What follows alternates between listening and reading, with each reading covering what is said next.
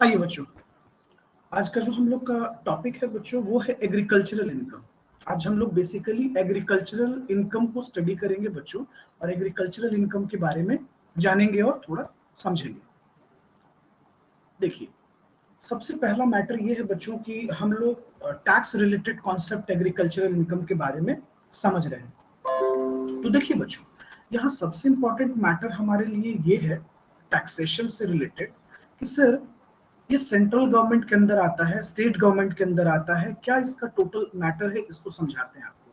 देखिए बच्चों, जब आप यूनियन लिस्ट को पढ़ते हैं, जब मैंने आपको स्टार्टिंग में बच्चों इंट्रोडक्शन चैप्टर पढ़ाया था, तो मैंने आपको बताया था कि इनकम के रिगार्डिंग इनकम को तीन लिस्ट में डिवाइड किया गया, लिस्ट 1, लिस्ट 2 और लिस्ट 3। तो बच्चों, जब हम लोग लिस्ट 1 को पढ़ते हैं, यूनियन लिस्ट, देखिए बच्चों, जब आप यूनियन लिस्ट पढ़िएगा, यूनियन लिस्ट को स्टडी कीजिएगा, तो यूनियन लिस्ट में एंट्री नंबर 28 जो है बच्चों, सॉरी, एंट्री नंबर 82, गलती से 28 बोल दिया बच्चों, एंट्री नंबर 82 है। वहां ये बात साफ साफ क्लियर है बच्चों कि central government has a power to impose income tax. Central government के पास क्या है बच्चों? CG. Central government has power to impose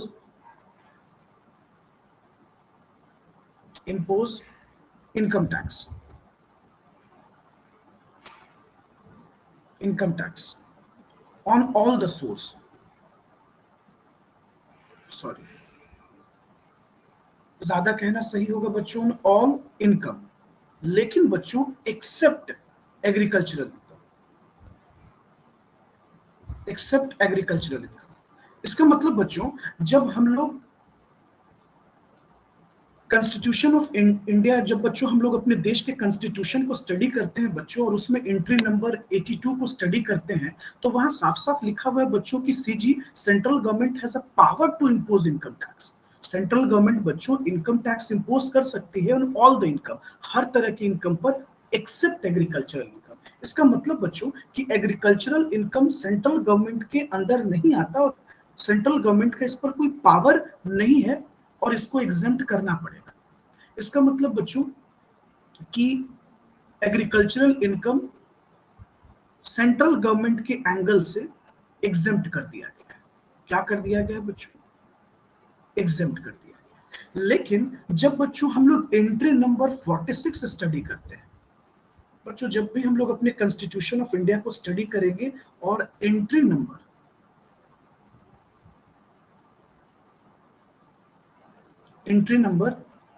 46 को देखते हैं बच्चों, तो एंट्री नंबर 46 में साफ साफ लिखा हुआ है,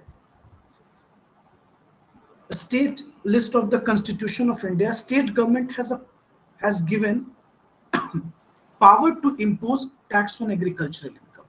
मतलब बच्चों, स्टेट गवर्नमेंट के पास पावर है टू इम्पोज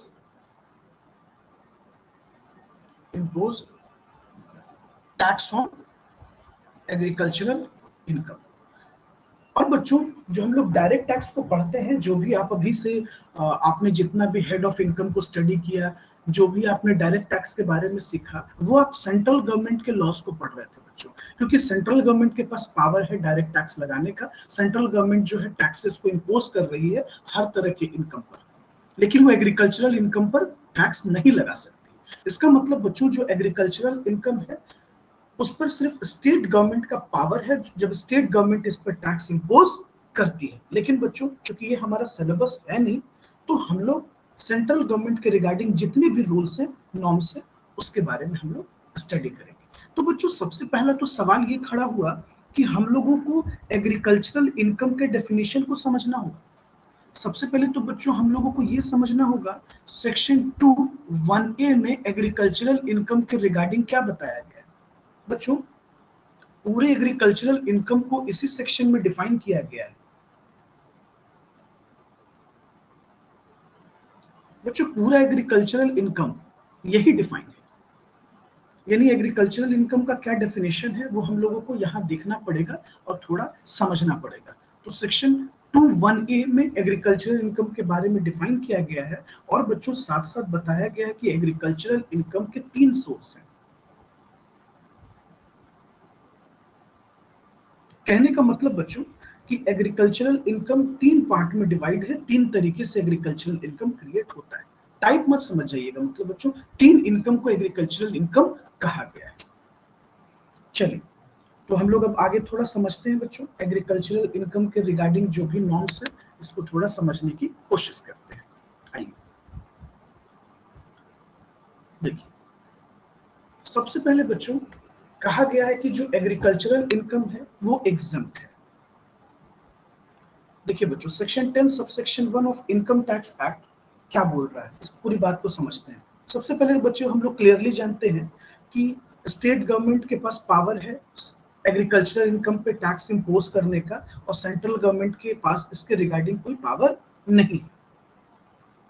तो बच्चों एग्रीकल्चरल इनकम एग्जेम्प्ट कर दिया गया है, सेंट्रल गवर्नमेंट ने एग्रीकल्चरल इनकम को एग्जेम्प्ट कर दिया है बच्चों अंडर सेक्शन 10 सबसेक्शन 1 में। तो एग्रीकल्चरल इनकम क्या क्या है हम लोग इसके बारे में थोड़ा सा समझेंगे। देखिए बच्चों, कहता है कि section 10 subsection 1 provides that agricultural income is not to be included in total income of SSC।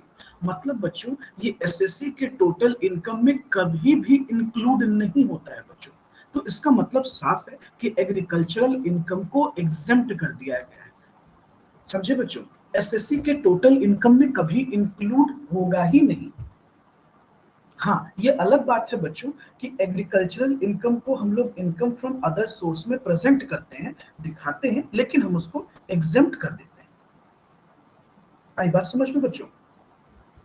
जब आप फाइनेंस एक्ट स्टडी कीजिएगा ना बच्चों तो देखिएगा, देखिए फाइनेंस एक्ट में लिखा हुआ है रूल 1, सुनिएगा बच्चों ध्यान से सभी लोग, रूल 1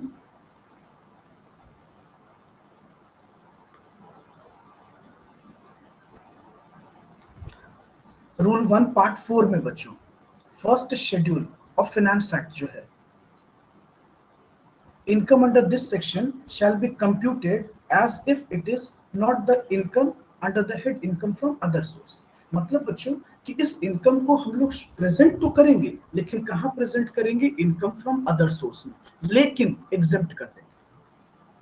अच्छा, दूसरी बात देखिए बच्चों, कहता है the reason for total exemption of agricultural income from the scope of central income tax is that under the constitution the central government has no power to levy tax on agricultural income। ये मैंने आपको intro में ही बताया कि central government के पास कोई भी power नहीं है।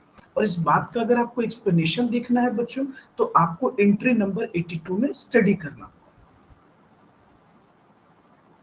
देखिए बच्चों, entry number 82, entry number 82 given in the union list of constitution of India. Union list का जो कॉन्स्टिट्यूशन, सॉरी बच्चों, जो अपने कॉन्स्टिट्यूशन में यूनियन लिस्ट है वहां आपको ये चीजें क्लियर बता दी गई, साफ साफ बच्चों मेंशन है, क्लियर है। तो इसके रिगार्डिंग बहुत ज्यादा समझने लायक मैटर है ही नहीं। आइए अब बच्चों सवाल ये खड़ा हुआ कि सर एग्रीकल्चरल इनकम के बारे में आपने बताया कि एग्रीकल्चरल इनकम को डिफाइन किया गया सेक्शन 2(1)(a), मतलब बच्चों बताया गया कि भाई एग्रीकल्चरल इनकम 3 तरह से तो अराइज हुए, वो 3 क्या है? देखिए, क्योंकि मैंने आपको पहले ये बात हाईलाइट कर दिया था कि ये 3 इनकम को एग्रीकल्चरल इनकम कहा गया है। देखिए बच्चों, agricultural income may arise in any one of the following 3 ways, ये 3 तरीके से अराइज होगा। वो 3 क्या है बच्चों? तो सबसे पहला देखिए बच्चों, कहता है इट मे बी रेंट और रेवेन्यू। बच्चों या तो ये रेंट हो सकता है या रेवेन्यू हो सकता है derived from land situated in India, ये इंडिया में सिचुएटेड हो बच्चों। और दूसरी बात, and used for agricultural purpose, और हम उसको एग्रीकल्चरल पर्पस के लिए इस्तेमाल कर रहे हैं। अच्छा सर, रेंट का मतलब तो समझ में आ रहा है, रेवेन्यू का क्या सेंस है? बच्चों मान लीजिए ये आपके पास जमीन है और आपके लिए पॉसिबल नहीं है एग्रीकल्चरल करना, तो आप किसी पर्सन को दे देते हो, किसी किसान को दे देते हो, कहते हो कि लीजिए आप इस पर खेती कीजिए और हमें महीने का या साल का इतना रेंट दे दीजिएगा। मतलब बच्चों, हुंडा हुंडी जो कहते हैं ना गांव में, कि मोटा मोटी आप हमको सीधे इतना पैसा दे दो, अब भाई अनाज इससे ज्यादा का हो या कम का हो मुझे कोई मतलब नहीं। तो इस तरीके से बच्चों रेंट आता। और बहुत सारे किसान क्या करते हैं बच्चों, कि जो फूड ग्रेन का प्रोडक्शन होता है उसको बांटते हैं, तो इसको हम कहते हैं बच्चों रेंट।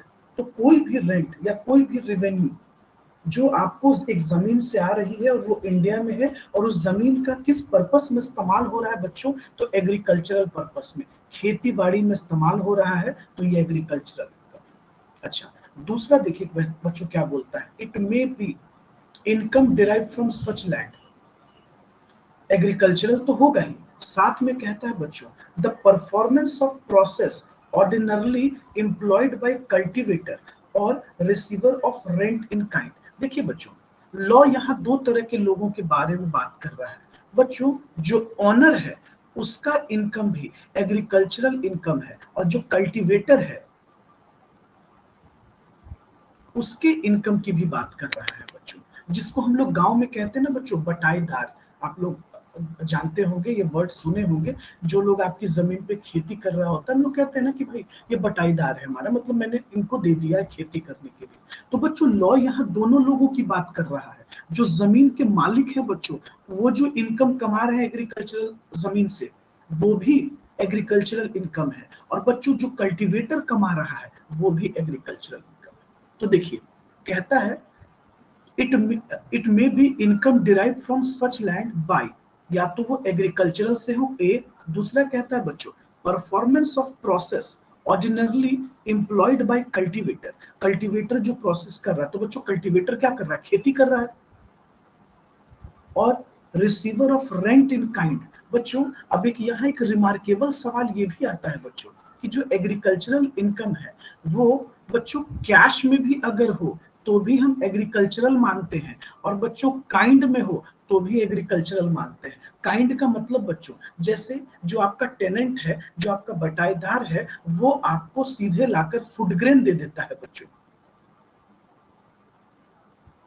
अनाज। गांव में हम बोलते हैं ना बच्चों कि गेहूं दिया, चावल इतना दिया, मतलब जो भी प्रोडक्शन होता है वो आपसे बांट लेता है, डिस्ट्रीब्यूट कर लेता है, तो वो तो काइंड हो गया ना बच्चों।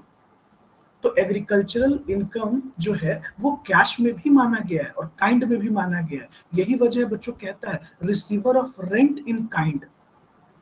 बच्चों अगर मेरा बटाईदार हमको लाकर अनाज दे रहा है, चावल गेहूं दाल ये सब डिस्ट्रीब्यूट कर रहा है, वो जो भी प्रोडक्शन कर रहा है वो बांट रहा है, तो काइंड में वो भी मेरे लिए एग्रीकल्चरल है।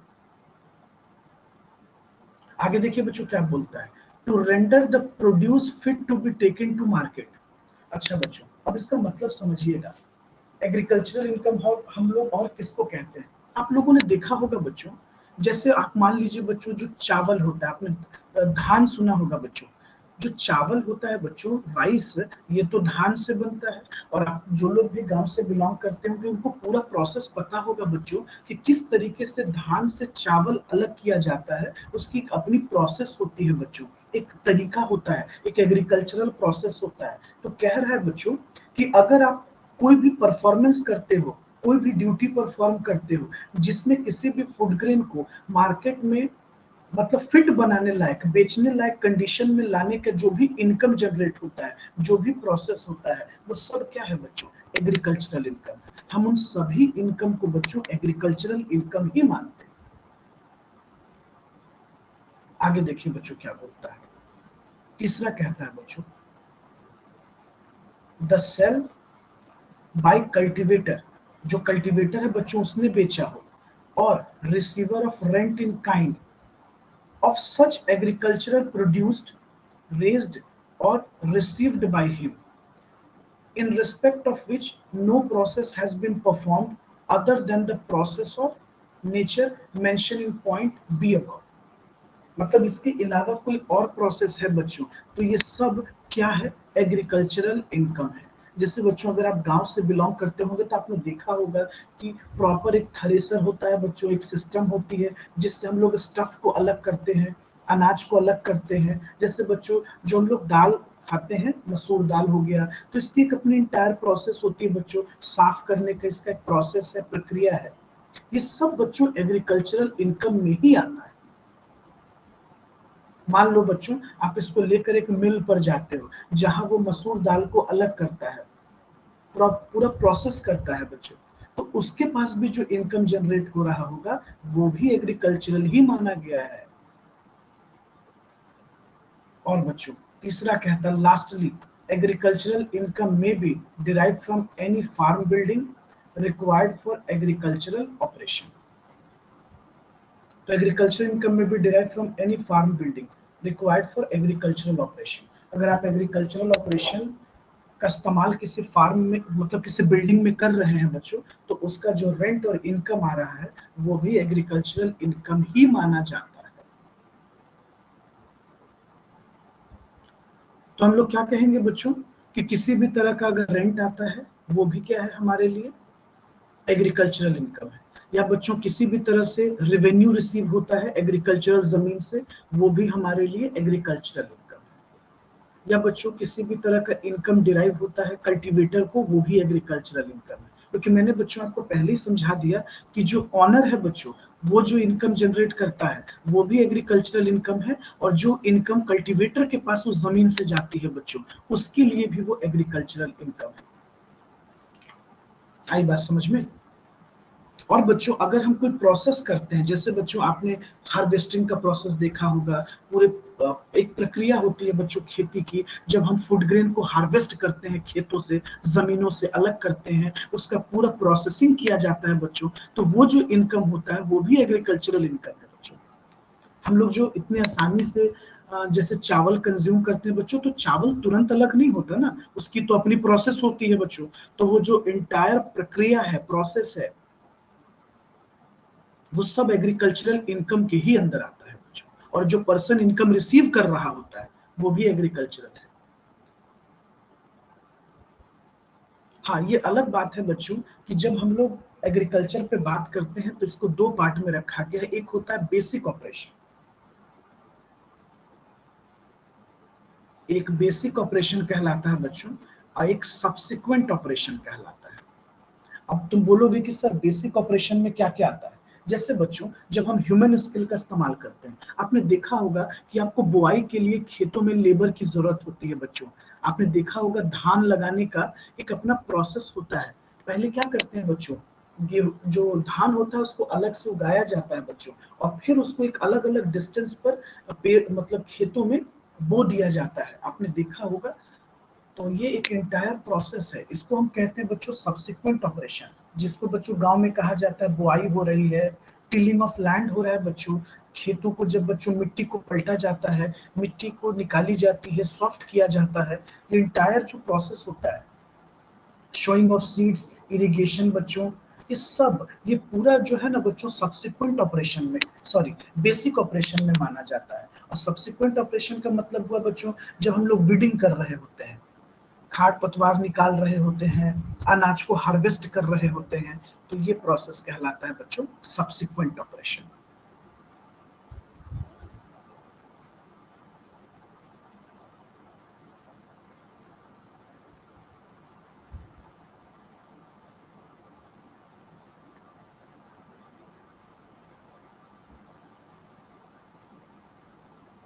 चलिए बताइए, यहाँ तक कोई प्रॉब्लम, कोई दिक्कत? देखिए बच्चों, सेक्शन 10 सब सेक्शन 1 कुछ कंडीशन रखता है बच्चों, उस कंडीशन की तरफ जरा फोकस कीजिएगा।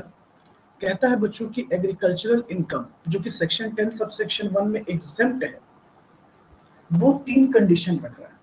कंडीशन है बच्चों कि किसी भी तरह का रेंट और revenue derive from land situated in India and used for agricultural purpose. तो बच्चों सबसे पहला कंडीशन हम लोग को ये मिला कि किसी भी तरह का रेंट आता हो या किसी भी तरह का रेवेन्यू आता हो, और वो रेंट और रेवेन्यू कहां से आ रहा हो बच्चों, तो जमीन से आ रहा हो। अब दूसरा सबसे बड़ा शर्त है बच्चों की वो जो जमीन है बच्चों, जो एग्रीकल्चरल लैंड है, वो इंडिया में सिचुएटेड होना चाहिए, वो पूरा इंडिया में सिचुएटेड होना चाहिए। अब तुम बोलोगे कि सर अगर फॉरेन एग्रीकल्चरल रहा, तो बच्चों अगर फॉरेन एग्रीकल्चरल रहेगा तो तुम इंटायर इनकम को टैक्सेबल कर देना, बात खत्म, इंटायर इनकम टैक्सेबल कर देंगे बच्चों। और तीसरा सबसे इंपॉर्टेंट बात है बच्चों कि land should be used for agricultural purpose. ये किस पर्पस में इस्तेमाल हो रहा हो बच्चों, तो ये एग्रीकल्चरल पर्पस में इस्तेमाल हो रहा हो। तो कंडीशन क्या क्या दिखा बच्चों कि land should be used for agricultural, जमीन कहां होना चाहिए, इंडिया में, और तीसरा सबसे बड़ा बात रेंट और रेवेन्यू डिराइव होगा, सिंपल। तब जाकर वो इनकम क्या कर दिया गया है, एग्जेम्प्ट। अब बार बार तुम सोच रहे होगे बच्चों कि सर रेंट क्या है, रेवेन्यू क्या है। देखिए रेंट एक अलग चीज है बच्चों, रेवेन्यू एक अलग चीज है, हम लोग थोड़ा सा समझ लेते हैं। अब रेंट क्या है बच्चों, कहता है the amount received in money और in kind by one person another for the right to use the land in terms of rent।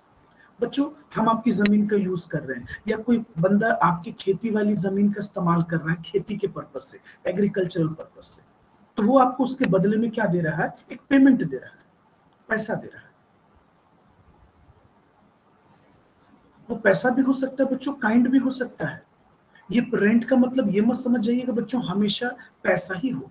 आपको वो अनाज बांट कर देगा, वो आपको चावल गेहूं बांट कर दे देगा बच्चों, डिस्ट्रीब्यूट कर लेगा आपस में, वो भी रेंट है।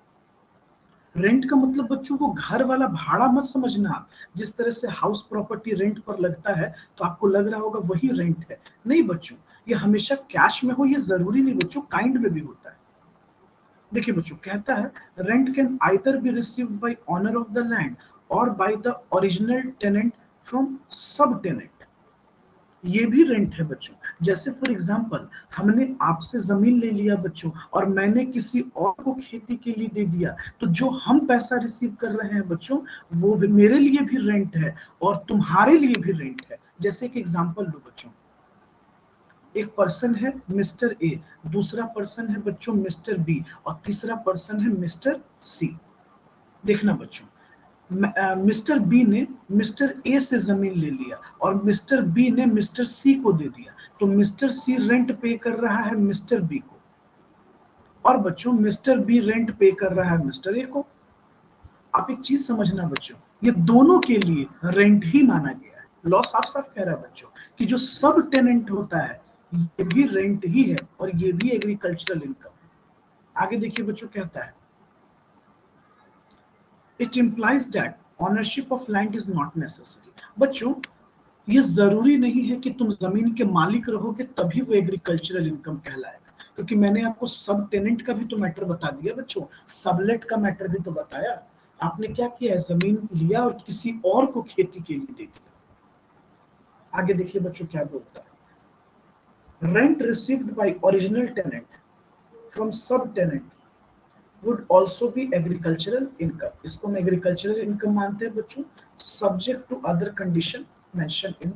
आगे प्रीवियस स्लाइड में हम लोगों को मैटर दिखेगा। खैर इससे मैटर नहीं करता बच्चों, हमारे लिए सबसे इंपॉर्टेंट मैटर है कि जो सब टेनेंट जो रेंट रिसीव करता है वो भी एग्रीकल्चर है। अब देखिए बच्चों रेवेन्यू का क्या मतलब है, कहता है बच्चों कि जो रेवेन्यू का कॉन्सेप्ट है वो थोड़ा रेंट से बड़ा है। कहता है it includes income other than rent, rent के अलावा जो पैसा है बच्चों वो रेवेन्यू कहला रहा है। एग्जाम्पल बच्चों जैसे fees received from renewal of grant of land या on lease would be revenue derive from land. तो ये सब क्या है हमारे लिए, रेवेन्यू। तो रेवेन्यू एक बड़ा कॉन्सेप्ट है बच्चों, इसमें रेंट तो आता ही है, अगर हम लोग लीज कर रहे हैं, सब लीज कर रहे हैं और लीज पर बच्चों जो हम लोगों को एक्स्ट्रा ग्रांट्स जनरेट हो रहा है ये भी मेरे लिए क्या है, रेवेन्यू है, उसको हम लोग रेवेन्यू बोलते हैं। अब देखिए थोड़ा सा बच्चों एक और ब्रॉडर वे में इसको समझने की कोशिश कीजिएगा। अब इनकम कहाँ कहाँ से आ सकता है बच्चों, इनकम डिराइव्ड फ्रॉम लैंड, जैसे बच्चों एग्रीकल्चरल पर्पज से आया, ये तो बच्चों सबको समझ में आ रहा है। लेकिन एक और मैटर है बच्चों जो एग्रीकल्चर में ही आता है, कहता है process ordinarily employed to render the produce fit to be taken to the market. मतलब बच्चों तुम उस प्रोसेस में इन्वॉल्व हो, जैसे बच्चों मान लो तुम्हारे पास ना बच्चों हैवी हैवी मशीन्स है, एग्रीकल्चरल की, और तुम किसानों को हेल्प करते हो हार्वेस्टिंग में। हार्वेस्टिंग समझिएगा बच्चों, तुमने हेल्प कर दिया हार्वेस्टिंग में, और तुमने बदले में क्या बोला कि हमें रेंट दे दीजिएगा, 1 घंटे का हमारे मशीन का चार्ज इतना रुपया है।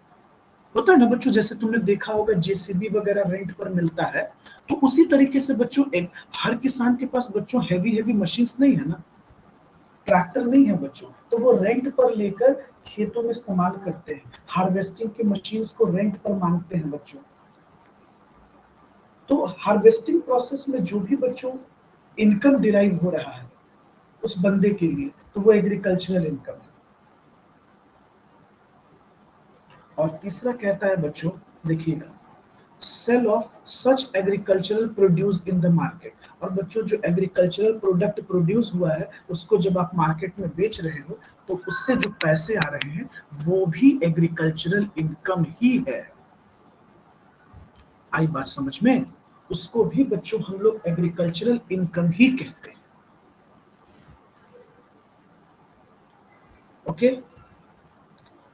अब देखिएगा, थोड़ा सा कॉन्सेप्ट को और क्लियर करते हैं, क्योंकि मैंने आपसे बेसिक और सब्सिक्वेंट ऑपरेशन पे बात किया, अब उसको और आपको बेहतर तरीके से समझाने की कोशिश करते हैं।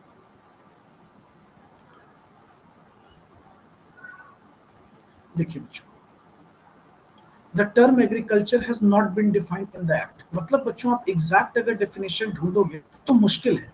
एग्रीकल्चरल इनकम क्या है बच्चों ये बताया गया है, डिफाइन नहीं किया गया है, क्योंकि बच्चों ये एक ब्रॉडर कॉन्सेप्ट है, ब्रॉडर कॉन्सेप्ट को डिफाइन करना थोड़ा डिफिकल्ट हो जाता है। देखिए बच्चों, कहता है agriculture of field involving human skill. बच्चों जहां ह्यूमन स्किल इन्वॉल्व है, labour on land can be broadly termed as. अब देखिए बच्चों, जहां ह्यूमन स्किल लग रहा है, मैनुअल स्किल्स लग रहे हैं, जहां आप इन्वॉल्व है, तो ये सब एग्रीकल्चरल में आता है, और इसको दो पार्ट में रखा जाता है बच्चों। एक कहलाता है कि बेसिक ऑपरेशन से जो पैसा आएगा वो भी एग्रीकल्चरल है, और जो सब्सिक्वेंट ऑपरेशन से पैसा आएगा वो भी एग्रीकल्चरल है। एग्जाम्पल देखिए बच्चों, बेसिक ऑपरेशन का मतलब क्या हुआ?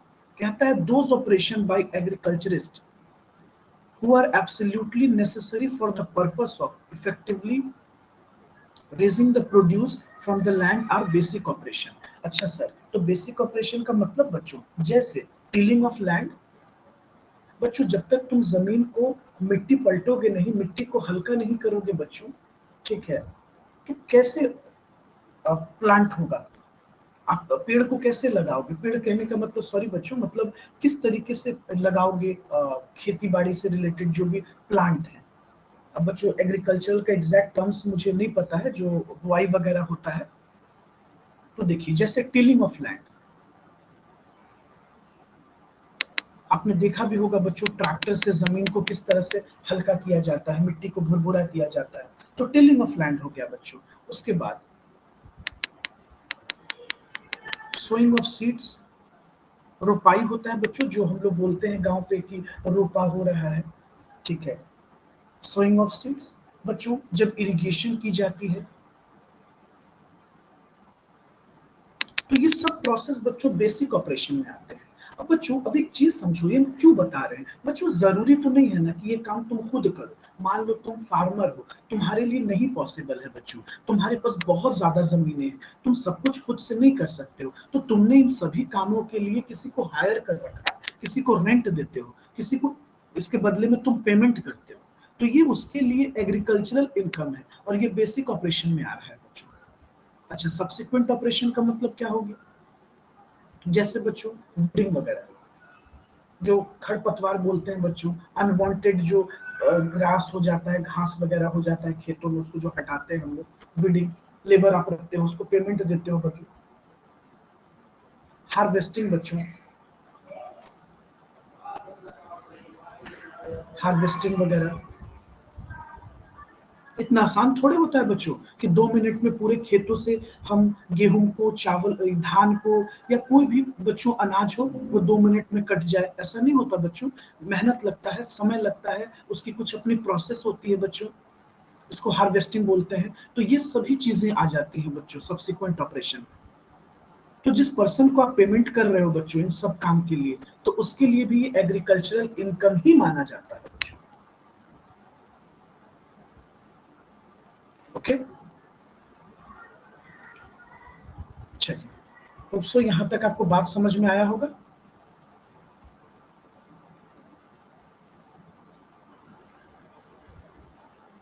सर देखिए बच्चों, सेक्शन 10 सब सेक्शन 1 क्या कहता है? Even the nursery at home could result in agricultural income। बच्चों, जो हम लोग के घर पर एक नर्सरी होता है, जो हम लोग नर्सरी लगा कर रखते हैं, नर्सरी बना कर रखते हैं, ये भी बच्चों एग्रीकल्चरल इनकम का ही पार्ट है। इसको भी एग्रीकल्चरल इनकम के कैटेगरी में रखा गया है। इसको भी बच्चों हम लोग एग्रीकल्चरल इनकम ही मानते हैं।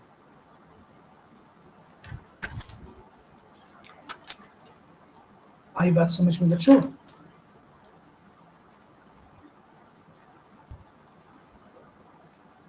देखिए बच्चों, हम लोग जब बात करते हैं एग्रीकल्चरल इनकम पर, अंडर सेक्शन 10 सबसेक्शन 1 जहां एग्जम्पशन के बारे में बताया गया है, तो इसको थोड़ा सा ये बच्चों समझने की कोशिश कीजिएगा। सबसे पहले क्या किया गया है बच्चों कि एग्रीकल्चरल इनकम और बिजनेस इनकम के बीच एक अपॉर्चमेंट किया गया है, एक बंटवारा किया गया है कि कितना परसेंट हम एग्रीकल्चरल मानेंगे और कितना परसेंट हम लोग बिजनेस इनकम मानेंगे। इसके रिगार्डिंग बच्चों एक रूल्स बनाई गई है, जो रूल 7 है, रूल 7A है बच्चों, 7B है और रूल 8 है।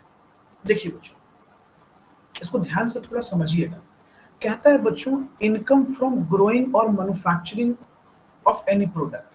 बच्चों, जब आप लोग ग्रो करते हो, ग्रोइंग भी आप ही करते हो और मैन्युफैक्चरिंग भी आप ही करते हो, मतलब आप ग्रो भी आप कर रहे हो और मैन्युफैक्चर भी आप कर रहे हो उस प्रोडक्ट का, तो उसके रिगार्डिंग रूल 7 है बच्चों, जो बताता है कि बिजनेस इनकम कितना होगा और एग्रीकल्चरल इनकम कितना होगा। बच्चों, जब आप रबड़, जैसे मान लीजिए आपकी कंपनी है जो एग्रीकल्चरल इनकम को ग्रोइंग भी करती है और एग्रीकल्चरल इनकम का मैन्युफैक्चरिंग भी करती है, मतलब बच्चों रबड़ को सॉरी टू से रबड़ को ग्रो भी करती है और रबड़ का मैन्युफैक्चरिंग भी करती है। और बच्चों, अगर हम कॉफी पे बात करें, तो वैसी कंपनी बच्चों जो कॉफी का ग्रो भी करती है, कॉफी उगाती भी है बच्चों, मतलब प्रॉपर एग्रीकल्चरल भी करती है और प्रॉपर मैन्युफैक्चरिंग भी करती है, तो उनके लिए रूल अलग है। अगर बच्चों कोई company growing and manufacturing of T, चाय को ग्रो कर रही है बच्चों और चाय का मैन्युफैक्चरिंग भी कर रही है, तो उनके लिए एग्रीकल्चरल इनकम अलग है, उनके लिए एग्रीकल्चरल इनकम अलग रखा गया है। आइए जरा हम लोग इसको समझने की कोशिश करते हैं। देखिए बच्चों, कहता है रूल 7 एक बोलता है बच्चों कि सेल ऑफ रबड़, अगर आप रबड़ सेल कर रहे हो, रबड़ प्रोडक्ट डिराइव फ्रॉम रबड़ प्लांट ग्रोन बाय सेलर, मतलब बच्चों जो सेलर है उसने रबड़ का प्रोडक्शन भी किया और साथ साथ उसने रबड़ को ग्रो भी कराया है, मतलब प्रॉपर उसकी एग्रीकल्चरल का भी काम है।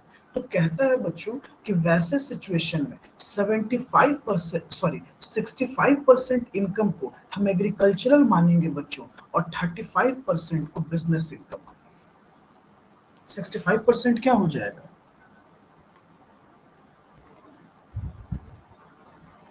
65% एग्रीकल्चरल इनकम और 35% बच्चों बिजनेस इनकम हो जाएगा। आगे कहता है बच्चों कि अगर आप income from sale of coffee grown, आप कॉफी को ग्रो भी कर रहे हो और क्योर्ड बाय द सेलर, उसको मतलब प्रॉपर क्योर्ड कर रहे हो, तो कहता है बच्चों 75% इनकम आपका एग्रीकल्चरल है और 25% इनकम बिजनेस इनकम है। लेकिन बच्चों, अगर आप कॉफी को ग्रो भी करते हो, रोस्टेड भी करते हो, ग्राउंडेड भी करते हो, मतलब ये सभी काम आपका है, इंटायर प्रोसेस, फ्लेवर्स ऐड करना, ये सब कुछ, तो उस सिचुएशन में बच्चों 60% एग्रीकल्चरल होगा और 40% बिजनेस इनकम होगा। क्योंकि बच्चों आप कॉफी को ग्रो भी किए हो, क्योर्ड भी किए हो, रोस्टेड भी किए हो, आपने उसको ग्राउंडेड भी किया, फ्लेवरिंग साइड किया उसमें। अगर बच्चों आपका चाय का बिजनेस है, आपने टी मतलब चाय की जो पत्तियां होती हैं बच्चों, प्रॉपर उसका ग्रो भी किया और उसको फिर मैन्युफैक्चर किया, जैसे बच्चों टाटा टी, देखिएगा चाय की अपनी, आपने सुना भी होगा कि आपके लिए बागानों से चुन चुन कर लाते हैं। एडवर्टीजमेंट में टाटा का एडवर्टीजमेंट भी आता था बच्चों इस तरीके से। तो वहां सीन क्या है बच्चों कि टाटा जो है उसकी खुद की अपनी बागान भी है चाय की। तो 60% एग्रीकल्चरल इनकम हो गया और 40% हम बिजनेस इनकम मानते हैं ऐसे सिचुएशन।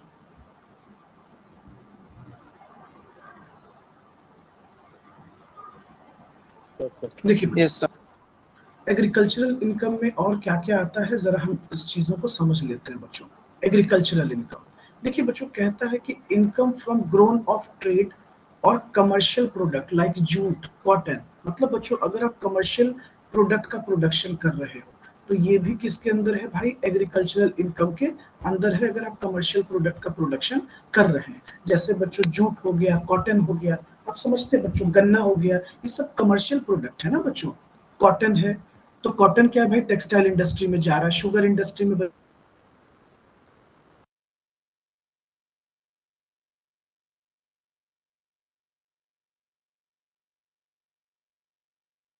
होगा बच्चों, नर्सरी वगैरह में आप पौधा बेचते हैं बच्चों, ये भी क्या है, एग्रीकल्चरल इनकम है। या बेसिक ऑपरेशन परफॉर्म कर देते हैं। बेसिक ऑपरेशन जब आप परफॉर्म करते हैं बच्चों किसी के लिए, जैसे बुआई का काम कर देते हैं, तो आपको जो रेंट मिलेगा वो एग्रीकल्चरल इनकम होगा बच्चों। उसके बाद कहता है बच्चों income derive from sale of seeds. बच्चों जो सीड्स होता है उसको अगर हम लोग बेचते हैं तो ये भी हमारे लिए क्या है, एग्रीकल्चरल इनकम है बच्चों। Income arising by sale of tree grown on denuded parts of the forest after replanting or by carrying on subsequent operation is agricultural income। ये एग्रीकल्चरल इनकम है। पता है बच्चों, अभी जैसे बिहार में एक बड़ा नया चीज देखने को मिला, मैंने कल ऑब्जर्व किया बहुत बढ़िया से। आप जब जाते होंगे, कभी कभी आप जाइएगा ना इधर फोर लेन की तरफ, तो कल मैंने देखा कि बड़े बड़े पेड़ थे बच्चों। और मतलब फॉरेस्ट डिपार्टमेंट ने क्या किया, जो रोड 6 लेन बनाया जा रहा था बख्तियारपुर से आगे रजौली तक, तो वहां ऑब्जर्व किया मैंने बच्चों कि पेड़ को काटा नहीं गया, पूरे पेड़ को निकाल कर और रिप्लांट कर दिया गया बच्चों। पहले क्या होता था बच्चों, जब फॉरेस्ट बनाई जाती, सॉरी, फोर लेन या हाईवे बनाने के चक्कर में बच्चों बहुत सारे पेड़ कट जाते थे। तो पेड़ को काटा नहीं गया बच्चों, सभी पेड़ों को, मतलब अब देखिए गवर्नमेंट नहीं कर रही होगी, हो सकती है बच्चों को स्पेशल टीम होगी जो रिप्लांटिंग के लिए काम ही करती होगी, उनको बुलाया गया होगा। उन लोगों ने क्या किया बच्चों कि पेड़ों को उठाकर और शिफ्ट कर दिया। अब जो गवर्नमेंट के लोग हैं उन लोगों ने बताया होगा कि रोड कहाँ तक बनाना है, उसके बाद आपको रिप्लांट कर देना है। और सबसे बढ़िया लग रहा था बच्चों, सभी पेड़ एक सीध में रिप्लांट कर दिया गया एकदम स्ट्रेट। अब वो बच्चों कोई छोटे पेड़ नहीं थे, पूरा मतलब कोई प्लांट नहीं था बच्चों, पूरा पेड़ जिसको आप कहते हो एकदम विशाल पेड़, बस उसको थोड़ा कट कर कर छोटा किया गया ताकि उसको अच्छे से रिप्लांट किया जा सके। अब कुछ केमिकल्स लगा लगा कर उन लोगों ने रिप्लांट कर दिया। तो ये जो इनकम डिराइव हुआ बच्चों, इसको भी हम लोग एग्रीकल्चरल कहते हैं। उसके बाद देखिएगा बच्चों, income from growing of flowers और क्रीपर्स। क्रीपर्स आप समझते होंगे बच्चों, वो लत्तड़ वाला जो पेड़ होता है ना, उसको क्रीपर्स बोलते हैं। जैसे मनी प्लांट वगैरह होता है घर पे आप लगाते हो, उसको क्रीपर्स बोलते हैं। तो ये भी बच्चों अगर आप ग्रोइंग करते हैं और बेचते हैं, आप लाते हो ना बच्चों, हम लोग कहीं ना कहीं से तो खरीद कर ही लाते हैं, तो ये एग्रीकल्चरल इनकम है।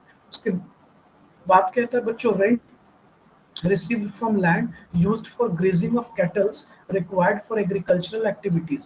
बच्चों मान लीजिए आपके पास बहुत बड़ी जमीन है और वो जमीन आप दे देते हो किस लिए, तो ग्रेजिंग ऑफ कैटल्स। ग्रेजिंग का मतलब होता है बच्चों चरना, जानवर के चरने के लिए, पशु के लिए, मवेशी आप कहते हैं ना बच्चों, भेड़ बकरी गाय, इनको आपने चरने के लिए दिया है, तो उस जमीन से जो रेंट आ रहा है जिसके पास, वो भी एग्रीकल्चरल है बच्चों। Income from growing of bamboos. आपने देखा होगा बच्चों, अगर आप गांव से बिलोंग करते होगे तो आपने देखा होगा कि बहुत सारे गांव में बच्चों बांस उगाया जाता है, मतलब प्रॉपर इसकी खेती होती है बच्चों बेम्बू की, और बेचा जाता है बच्चों। तो ये भी एग्रीकल्चरल इनकम का पार्ट है। कहता है बच्चों, rent and interest to partners, any remuneration. Remuneration का मतलब हुआ बच्चों सैलरी, कमीशन या bonus received by a partner from a firm engaged in agricultural operation, मतलब उनका जो फर्म है वो एग्रीकल्चरल ऑपरेशन में इन्वॉल्व है बच्चों। तो ये इनकम भी क्या माना गया है बच्चों, इस इनकम को भी एग्रीकल्चरल इनकम ही माना गया है।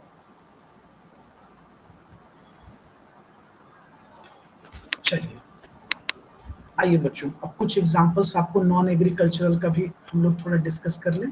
जैसे देखिएगा बच्चों, income from breeding of live stock की ब्रीडिंग करते हैं, पोल्ट्री फार्मिंग है बच्चों, फिशरीज है या डेयरी फार्मिंग है, ये नॉन एग्रीकल्चरल में आता है बच्चों। लेकिन जब आप इकोनॉमिक्स पढ़ते हो तो इकोनॉमिक्स में इन सबको एग्रीकल्चरल में बोला जाता है बच्चों, लेकिन टैक्स में ये सब एग्रीकल्चरल से बाहर है। पोल्ट्री फार्मिंग एग्रीकल्चरल में नहीं आते बच्चों, fisheries, dairy farming, live stock ये सब एग्रीकल्चरल में नहीं आते।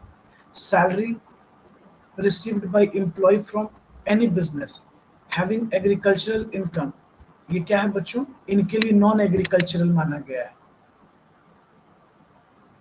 क्योंकि ये एज अ सैलरी रिसीव कर रहा है ना बच्चों, ये सैलरी रिसीव कर रहा है उस बिजनेस से।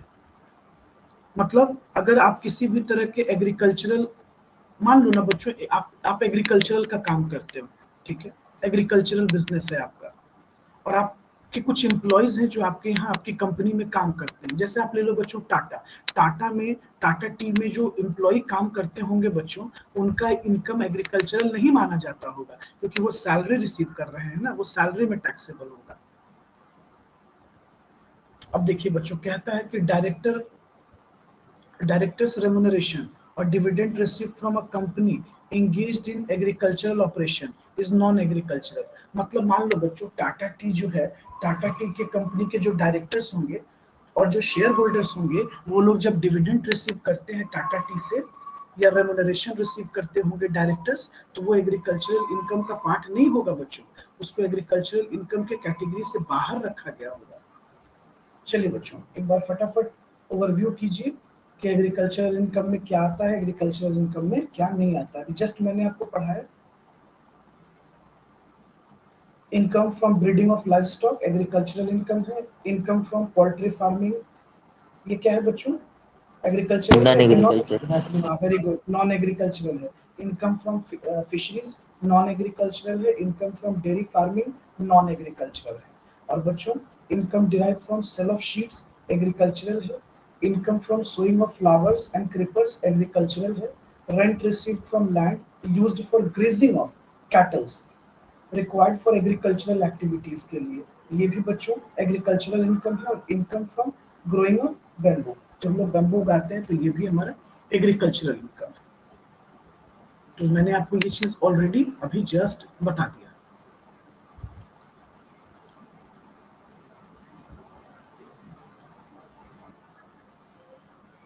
देखिए बच्चों, थोड़ा देर पहले हम लोगों ने पढ़ा था कि इनकम फ्रॉम फार्म बिल्डिंग, मतलब बच्चों जो फार्म हाउस आप सुनते हो, आपने एचपी में भी इसके बारे में पढ़ा था कि किसी भी तरह के हाउस मतलब फार्म बिल्डिंग से जो रेंट आता है वो भी एग्जेम्प्ट है। मैंने आपको एचपी में भी ये बात बताया है। अब जरा इसको थोड़ा समझिएगा बच्चों, क्या क्या कह रहा है। कहता है बच्चों कि income from such farm building would be agricultural income only if following conditions are satisfied। अगर ये कंडीशन सेटिस्फाइड है, कहता है बच्चों बिल्डिंग शुड बी ऑन और इन इमीडिएट विनिसिटी ऑफ लैंड, मतलब बच्चों उस जमीन के दायरे में हो जो फार्म बिल्डिंग है। जैसे मान लीजिए बच्चों, आपके पास ये एग्रीकल्चरल जमीन है बहुत बड़ा, और आप इस एग्रीकल्चरल जमीन के कॉर्नर में आपने एक फार्म बिल्डिंग बना रखा है, आपने एक फार्म बिल्डिंग बना रखा है जहां आप एग्रीकल्चरल इक्विपमेंट्स को स्टोर करते हैं, और जो अगल बगल के किसान हैं वो भी एग्रीकल्चरल इक्विपमेंट्स को स्टोर करते हैं और आपको यूज में आता है और आप उसका इस्तेमाल करते हैं। तो ये सब इनकम भी क्या है, एग्रीकल्चरल इनकम मानते हैं। उसके बाद देखिए बच्चों, आगे कहता है रिसीवर ऑफ रेंट और revenue or cultivator or receiver of rent in kind should, by the reason of his connection with such land, require it as dwelling house or as a storehouse। तो ये भी हम क्या मानते हैं बच्चों, agricultural income. अब सवाल ये खड़ा हुआ बच्चों कि फार्म हाउस जो है वो सिचुएटेड कहाँ होना चाहिए। इसके रिगार्डिंग रूल्स हैं, और फार्म हाउस से किस किस तरीके से इनकम आते हैं, ये कुछ कंडीशन समझने लायक है।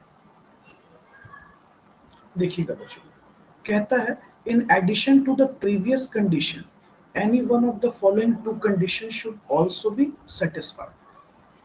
कहता है बच्चों, land should either be assessed to land और रेवेन्यू इन इंडिया और subject to local rate assessed and collected by the officer of government. अब देखिएगा बच्चों, इस चीज को पहले आप समझने की कोशिश कीजिए। वो जो जमीन है बच्चों, उस पर लैंड रेवेन्यू लग रहा हो, ठीक है, मतलब आप उसके रिगार्डिंग लोकल टैक्सेस पे कर रहे हो, म्युनिसिपैलिटी लग रहा हो बच्चों, म्युनिसिपल टैक्स जिसको आप बोलते हो, म्युनिसिपल टैक्सेस उस जमीन के रिगार्डिंग लग रहा हो।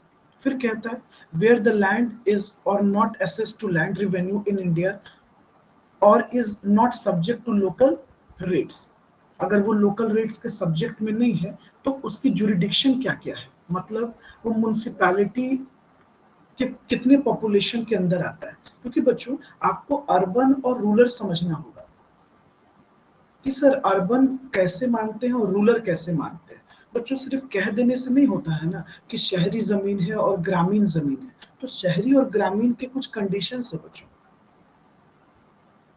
कि म्युनिसिपल कॉर्पोरेशन के जुरिडिक्शन से वो कितने किलोमीटर के अंदर आता है। आई बात समझ में? तो उसका एक अपना कंडीशन है बच्चों कि पॉपुलेशन 10,000 से ज्यादा हो, 1 लाख से कम हो, 2 किलोमीटर या 2 किलोमीटर के इक्वली एरिया में आता हो। तो इसको हम लोग, आइए हम इसको थोड़ा सा आपको समझा देते हैं पहले, तब आपके लिए थोड़ा सा आसान हो जाएगा। देखिए बच्चों, ये जो म्युनिसिपैलिटी का जुरिडिक्शन होता है,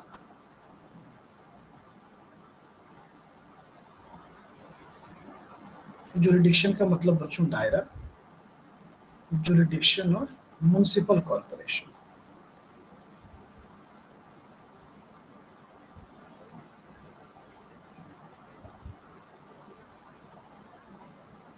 कॉर्पोरेशन बच्चों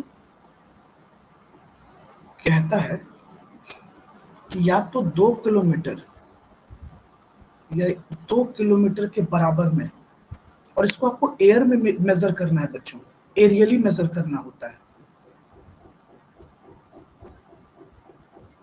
एरियली मतलब हवा में बच्चों, एयर में। तो बच्चों 2 किलोमीटर या 2 किलोमीटर से कम का जो जुरिडिक्शन है आपको, अगर यहाँ की पॉपुलेशन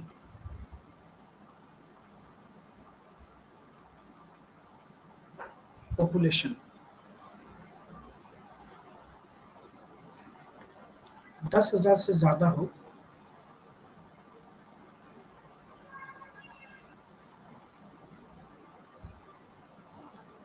बट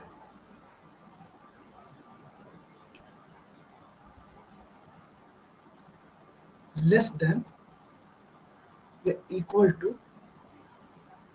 1 लाख है बच्चों, तो हम लोग इन सभी को ग्रामीण इलाकों में मानते हैं बच्चों, मतलब रूरल मानेंगे अगर कम है। और अगर बच्चों इससे ज्यादा हो जाए तो फिर ये अर्बन हो जाता है।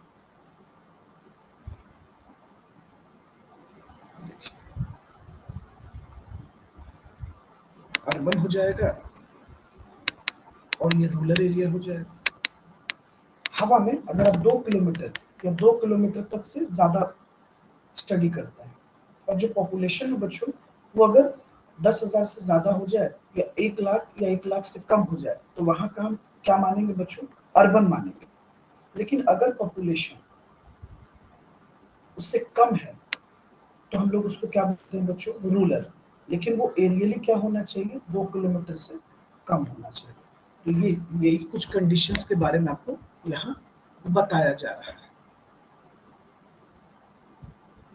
देखिए, it should not be situated in any area as comprises with the jurisdiction of municipality or a cantonment board and which has a population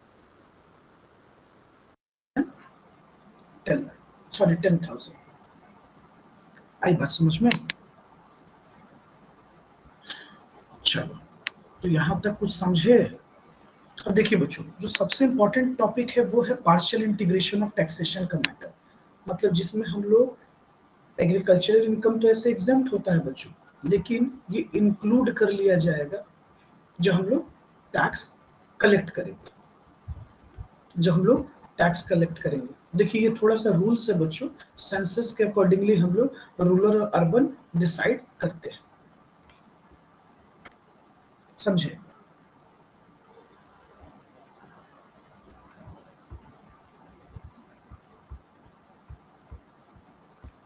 अब देखिएगा, थोड़ा सा आपको समझाना है।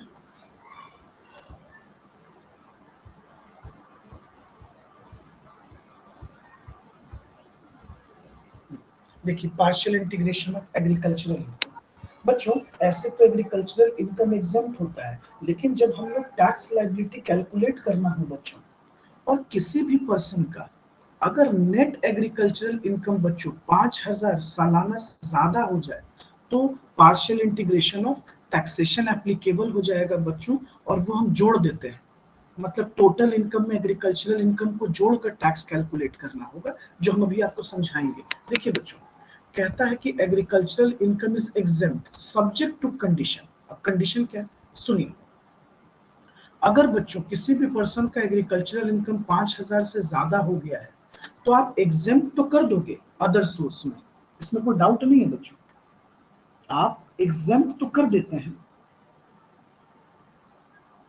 लेकिन रूल क्या है, इस रूल पर आइए बच्चों। रूल कहता है कि इसको, मतलब देखिए बच्चों, आपको पार्शियल इंटीग्रेशन करना होगा। कहने का मतलब बच्चों कि जो टोटल इनकम आता है, जो टोटल इनकम होता है बच्चों, उस टोटल इनकम में हम लोग ऐड कर देंगे, किसको ऐड कर देंगे, एग्रीकल्चरल इनकम को ऐड कर देते हैं।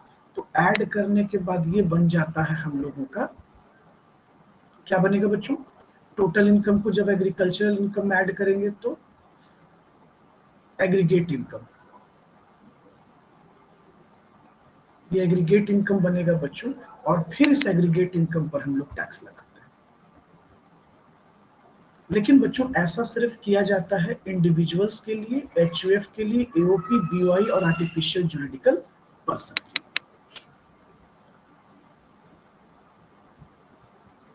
आई बात समझ में।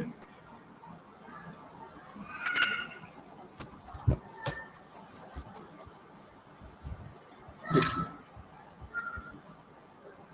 हमको टैक्स निकालते समय क्या करना होता है बच्चों, इस बात को समझिए।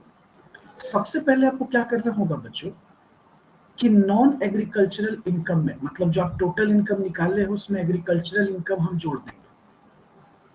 तो बच्चों जब ये दोनों ऐड हो जाएगा तो ये बनता है एग्रीगेट इनकम। क्या बनेगा बच्चों, एग्रीगेट इनकम। और आप फिर क्या करोगे, इस पर चुपचाप टैक्स कंप्यूट कर दोगे, compute tax on aggregate income. आप एग्रीगेट इनकम पे क्या करो, टैक्स कैलकुलेट करो, कंप्यूट कर दो, सिंपल, कोई टेंशन नहीं है, सीधे टैक्स कैलकुलेट कर दो। फिर करना क्या है बच्चों, ऐड नेट एग्रीकल्चरल इनकम और मैक्सिमम एग्जम्पशन लिमिट। आपने टैक्स निकाल लिया, और इस टैक्स, जो भी टैक्स आएगा बच्चों, जो भी टैक्स आएगा, इसको आप नाम दे दो ए। और फिर क्या करो कि अगर ये पर्सन 2.5 लाख के बेसिक लिमिट में है, या 3 लाख के बेसिक लिमिट में है, या 5 लाख के बेसिक लिमिट में है, तो इसके बेसिक लिमिट में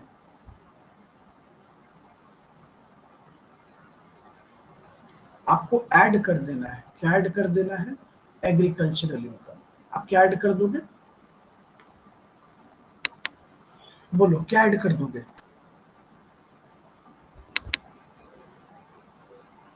एग्रीकल्चर इनकम।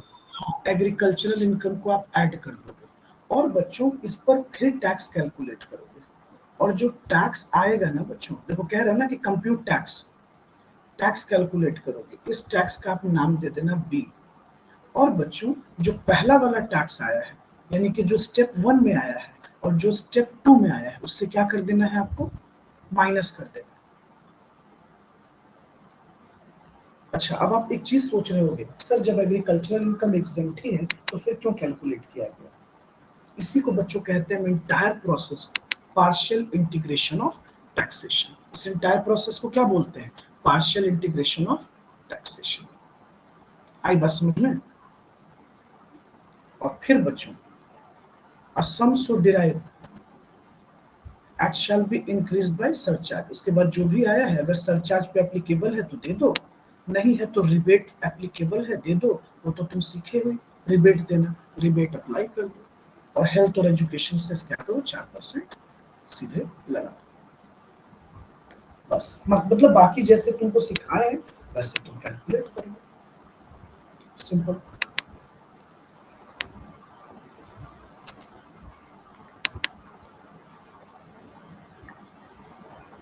समझे? एक एग्जांपल समझोगे? Yes sir. जैसे देखो बच्चों, एक पर्सन है मिस्टर एक्स नाम है, इनका सैलरी इनकम 2,80,000 है, इन्होंने हाउस प्रॉपर्टी से 2.5 लाख कमाया और एग्रीकल्चरल इनकम से 4,80,000 कमाया और एग्रीकल्चरल इनकम जनरेट करने में 1,70,000 रुपए लगा दिया।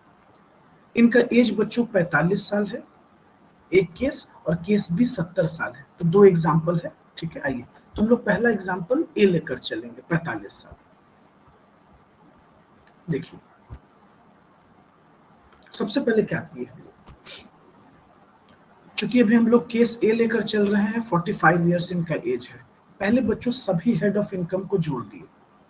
सैलरी से आया 2,80,000, हाउस प्रॉपर्टी से आया 2.5 लाख, ओके।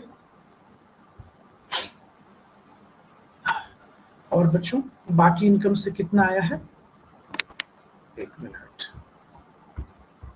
1,70,000 किससे आया? Incurred for earning agricultural income, अच्छा 170 और 4,80,000, अच्छा नॉन एग्रीकल्चरल माइनस कर लेंगे तो आ जाएगा, ठीक है बच्चों। तो देखिए 4,80,000 से बच्चों 1,70,000 उसने घटा दिया एग्रीकल्चरल, तो नॉन एग्रीकल्चरल इनकम इसको पता हो गया बच्चों। चलिए तो नॉन एग्रीकल्चरल इनकम कितना हो गया? अब देखिए बच्चों बंदे का टोटल इनकम कितना हो गया? 5,30,000 हो गया। डिडक्शन तो यहाँ था नहीं, तो टोटल इनकम कितना हो गया? 5,30,000। अब देखिए बच्चों स्टेप 1 में मैंने आपको क्या बताया, सबसे पहले आप इसका टैक्स कैलकुलेट कर लो। तो लेकिन टैक्स निकालने से पहले आपको क्या करना होगा बच्चों? एग्रीगेट इनकम निकालना होगा। तो टोटल इनकम और एग्रीकल्चरल इनकम को जोड़ दिए तो एग्रीगेट इनकम कितना हो गया बच्चों? 8,40,000। 8,40,000 का सबसे पहले आपको क्या कैलकुलेट करना होगा बच्चों? टैक्स। तो 2.5 लाख तक नील, 2.5 लाख से 5 लाख 5%।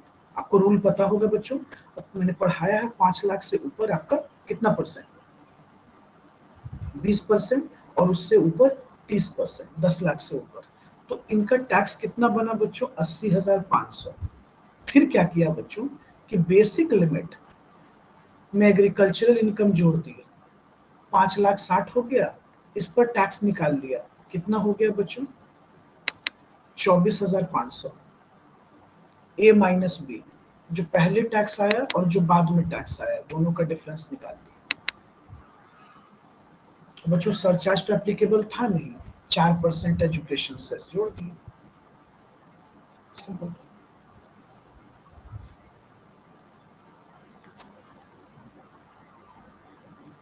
समझे?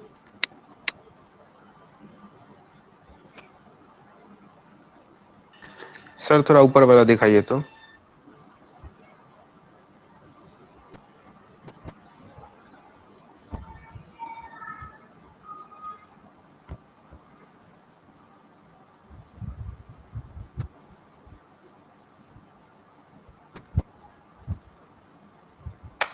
हो गया सर।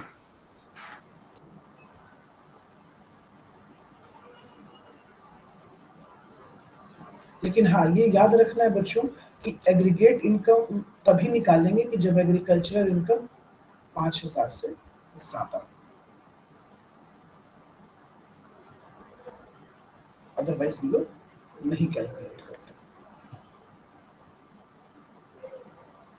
अच्छा आप लोग डिडक्शन का टॉपिक देख लिए हो? Yes sir.